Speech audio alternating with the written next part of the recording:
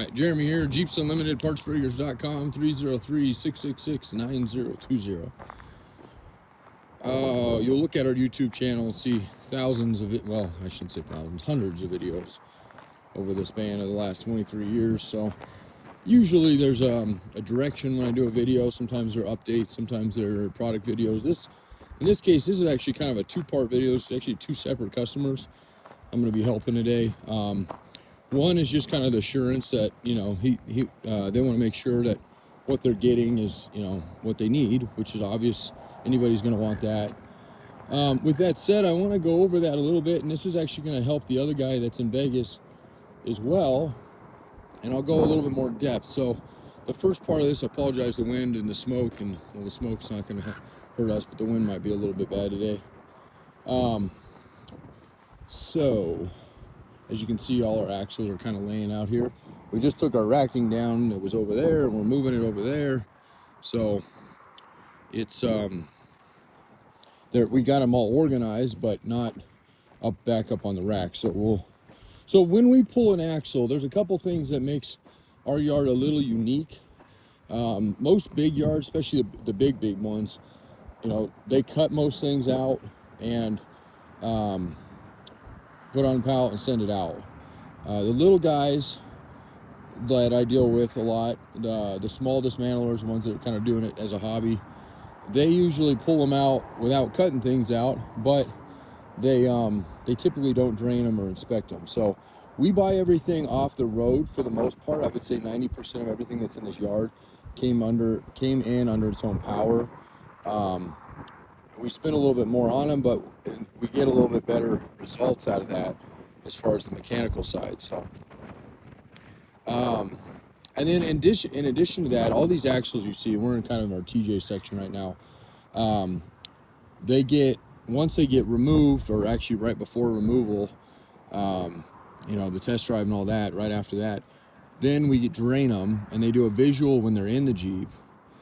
Once they get pulled, they get through another visual. That one actually gets put on a bench, and surprisingly, every single one of these has been gone through. You can actually see writing on most of them, if not all of them.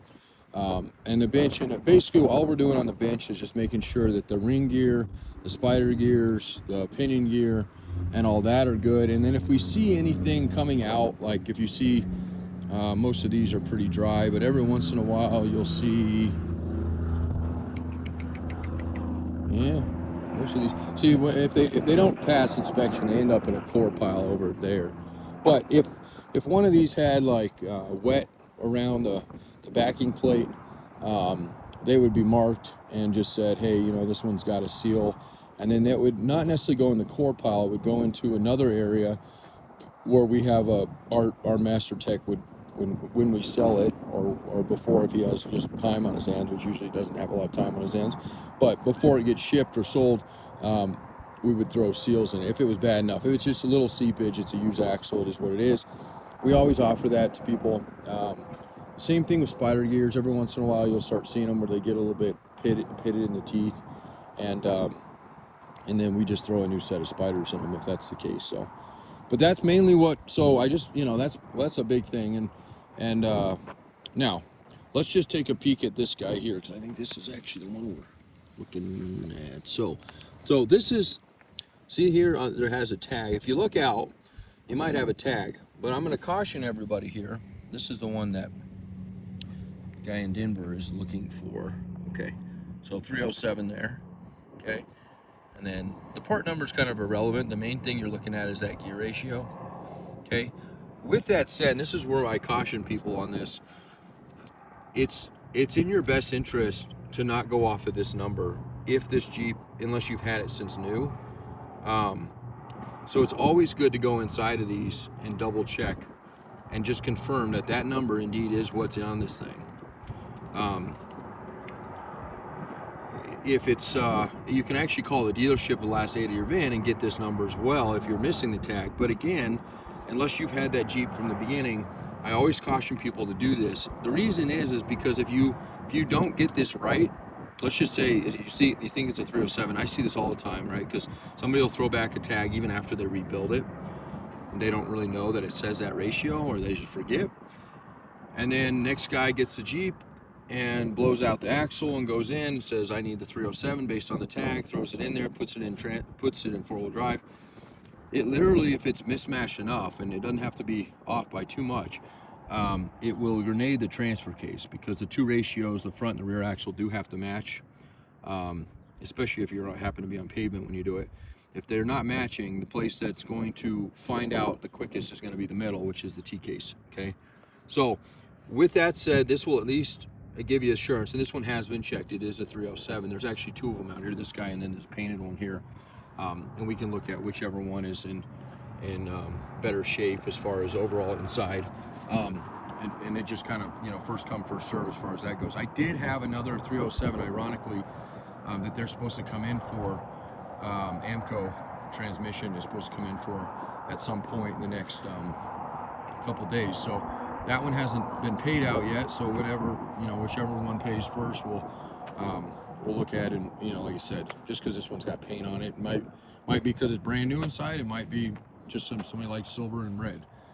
It'd obviously be repainted to black, and that's probably what we could even throw a coat of paint, although it would delay it slightly. So, but most of them are just going to look like your standard. So, and then we send them drum to drum. This one's got a missing drum, but we'll throw a drum on that. We do that for two reasons. One, some people just want to make sure that, you know, everything is on there, they're not having to transfer any parts over. If you've just put brand new parts on your Jeep, brake parts wise, then I would just transfer them over. But regardless, we're going to send them this way, and then we'll throw a lug on the outside before it ships on each side, and that will just secure that that drum. Okay, and then the front is kind of the same thing. When we do the fronts, we throw a lug. That's kind of held on more or less by the caliper, but we like just to make sure. So, all right, so that gives you hopefully what you're looking for. That tag will, you know, show you that it's a 307. But again, for somebody that's, you know, not 100% on what is in your Jeep, it's, you know, purview of you to remove. I don't know if these are loose enough. Remove the back differential cover, the ring gear, which, let me do this. Let's walk up to the core pile, the bad axles here. I'm going to pause it just so I don't waste all of your time walking around. Okay, these are axles that don't make the cut. Some of them are bent, some of them are just, we open up and they're just trash inside. And a lot of them, unfortunately, you can see all of them up here. You know, I wish we could save every one of them, but that's just not the case. So a lot of these are just beyond repair. So let's look at this one here. This is a ZJ, but it's a Dana 35 nonetheless.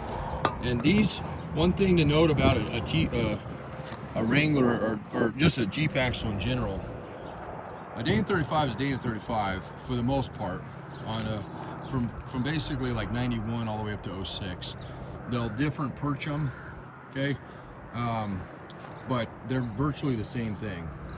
Like literally, you can interchange a lot of these parts. Now, I'm not saying you need to do that or anything like that. I'm just saying it because if you're looking at this going, well, that's not even my axle, it doesn't matter, because all we're trying to do is show you one little thing on this guy, which is, how do I tell the ratio, or how do I reconfirm that the ratio that's on the outside, that's wrote on that tag, if you have a tag, is indeed what we have here. Okay, so now this one is a factory gear ratio, and I can tell because it's, you got to do math here. Okay, so this one is a 4111. You can see it right there, 4111, okay? And you're simply going to divide 41 by 11, and that's going to give you the ratio of that particular axle, which is a 373. I can tell just because I know those numbers well, plus we have it wrote there. Even though that was a bad axle, they still get recorded the same way, and that's because some of these still have good parts on them. So, but that is how you basically confirm, and it's always at the end. There's a whole bunch of numbers on these. All these are useless numbers. It's at the very end. You'll have like a 41 or 39, and then a smaller number following. That's how you can have the shop, if they haven't already done that, reconfirm it. If you haven't had this Jeep since new, I highly recommend you do that. Okay, like especially because we got to get one down to you or go out to Vegas. So either way, okay. And then for the Vegas customer, I'll send you this video because it at least shows you your gear ratio. And then I'll also make another one later today on the points of mounting we talked about, so you can see if it's something you want to tackle or have a shop do. All right. Anybody else have any questions about axles or need an axle replacement or possibly a part for an axle? Give us a shout. 303-666-9020, partsbreakers.com, and I appreciate you taking a look with us today.